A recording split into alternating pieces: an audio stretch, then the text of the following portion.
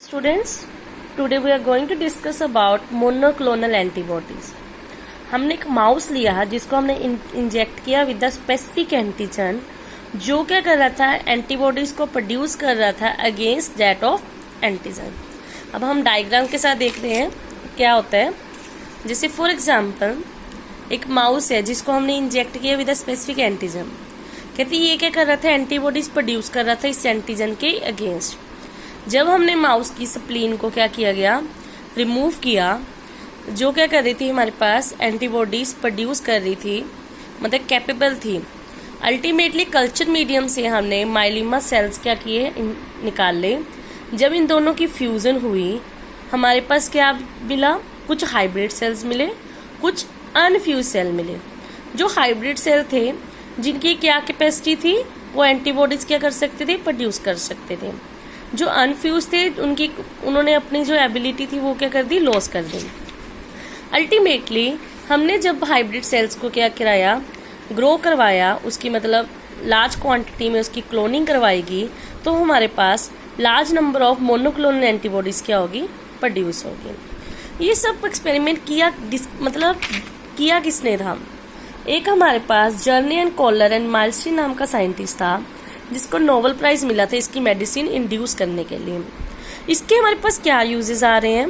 कहते हैं हमारे पास मोनोक्लोनल एंटीबॉडीज हैं, वो डिफरेंट बैक्टीरिया, पैथोजेंस, प्रेगनेंसी को डायग्नोस, एलर्जी, डिसीजेस, इनको डायग्नोस करने में क्या कर रही है, हेल्प कर रही है. जिसके कारण हो रहा है जो भी हमारे पास पर्टिकुलर डिसीज आ रहा है उसको हम इजिली क्या कर सकते हैं, क्योर कर सकते हैं. Next is formation of antigen antibody complex.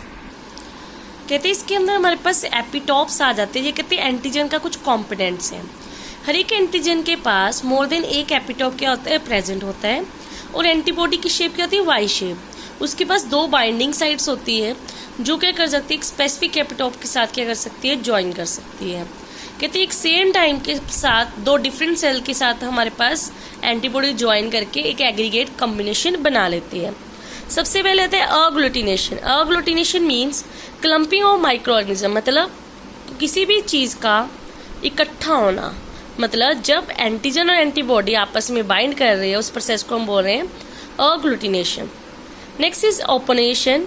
ओपनेशन का मतलब क्या है, जब एंटीजन जैसे बैक्टीरिया है वो कहते हैं कोट हो जाए, मतलब उसकी कवरिंग हो जाती है with the help of antibody, जो क्या इनहेंस कर देते हैं फैगोसाइटोसिस को. मतलब जिसके कारण हमारे पास जो भी माइक्रो ऑर्गेनिज्म है वो ज़्यादा ससेप्टिबल हो जाए फॉर फैगोसाइटोटिक एक्टिविटी करने के लिए, उस प्रोसेस को हम बोलेंगे opsonization. Next is precipitation. Phagocytotic cells अब बन गए, वो क्या करेंगे, जो भी हमारे पास माइक्रोब्स जैसे गॉलिटेशन हुई थी, यहाँ पे क्लम्पिंग हुई थी, उसको क्या कर लेंगे, खाना शुरू कर देंगे. मतलब अल्टीमेटली जो एंटीबॉडीज हैं, जो जहाँ पे जब इसने क्रॉस लिंक बना दिया उससे क्या हो जाएंगे, जब उन्होंने फैगोसाइटोटिक एक्टिविटी शुरू करने दे तो ये सारे जो लिंक थे वो आपस में क्या हो जाएंगे, ब्रेक डाउन हो जाएंगे. अब ये दोनों के ब्लॉक हैं वो न्यूट्रलाइज होएंगे. रिएक्शन जब न्यूट्रलाइज हो जाएगी उसके बाद हमारे पास लाइसिस होएगी. लाइसिस मतलब जो भी बॉन्ड्स बने हुए थे वो क्या कर देंगे, आपस में से ब्रेक डाउन कर देंगे. मतलब जिससे एंटीबॉडी किसी भी एंटीजन का जो भी अटैक हुआ, जो भी इन्वेडर का अटैक हुआ, उसके अगेंस्ट क्या कर देगी, अपना एक्शन शो कर देगी. नेक्स्ट है immune system in the body. Immune system को बात कर रहे हैं हमारे पास. इम्यून सिस्टम के अंदर हमारे पास कुछ ऑर्गन्स होते हैं, lymphoid organ, tissue cells and some of the antibodies. सबसे पहले हमारे पास लिम्फॉइड ऑर्गन्स की बात करें. लिम्फॉइड ऑर्गन्स हमारे पास वो होते हैं, कहते हैं जो क्या करते हैं, हमारे पास जैसे लिम्फोसाइट्स होते हैं, वाइट ब्लड सेल्स, जो क्या करते हैं, कहते हैं जिनकी ग्रोथ मतलब मेच्योरेशन एज वेल प्रोलिफिकेशन करने में क्या करेगा, हेल्प करेगा. There are certain types of lymphoid organ. सबसे पहले हमारे पास आ जाता है प्राइमरी लिम्फॉइड ऑर्गन. कहते हैं वो ऑर्गन्स हैं जहाँ पे मतलब उनको बोलते हैं T as well as B lymphocyte cells, जहाँ पे क्या होंगे, मेच्योर होंगे और अपनी स्पेसिफिक साइट को क्या करेंगे, रिसीव करेंगे. जब उन्होंने कहते हैं मेच्योर हो गए, मतलब ये टी एंड बी लिम्फोसाइट जब मेच्योर हो गए, वो कहते हैं सेकेंडरी लिम्फोइड ऑर्गन के पास क्या कर जाएंगे, माइग्रेट कर जाएंगे. और जो प्राइमरी लिम्फोइड ऑर्गन है उसके अंदर हमारे पास कौन कौन आ जाता है, बोन मैरो एंड थाइमस। सबसे पहले बोन मैरो। बोन मैरो एक ऐसा सेल है जो बोन सेल्स बनाने में क्या करेगा, जब ब्लड सेल्स बनाने में हेल्प करेगा। थाइमस कहते हैं, thymus is a site of T lymphoid maturation, मतलब जहाँ पे टी लिम्फोसाइट क्या करते हैं, मैच्योर करते हैं। ये कहाँ पे प्रेजेंट होती है, हार्ट के पास प्रेजेंट होती है। कहते हैं at the time of birth इसका साइज बहुत ज्यादा होता है, बट जब एज बढ़ती रहती है इसका साइज क्या होता रहता है, छोटा होता रहता है।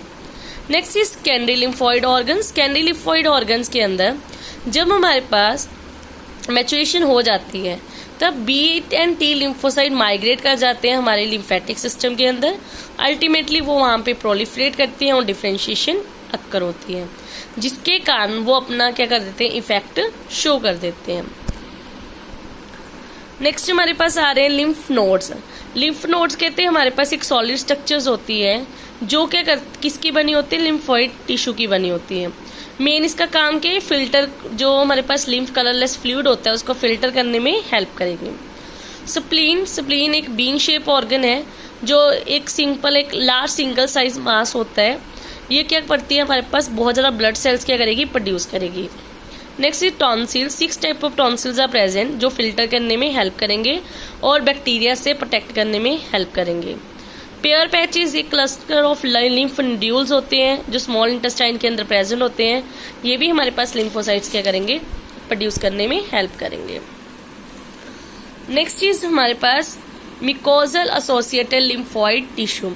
ये कहते हैं कि सिग्निफिकेंस है, मतलब सिंपल सी बात है, जब हमारे पास कोई भी कवरिंग मिकोसा के कांटेक्ट में आएगी उसके कारण रेस्पिरेटरी, एलिमेंट्री कनाल जो भी ट्रैक्स होंगे वो आपस में एक दूसरे से क्या हो जाएंगे, रिलेशन में आ जाएंगे, जिसके कारण हमारे पास lymph as a filter act नहीं करेगा। क्योंकि हमें पता है लिम्फ के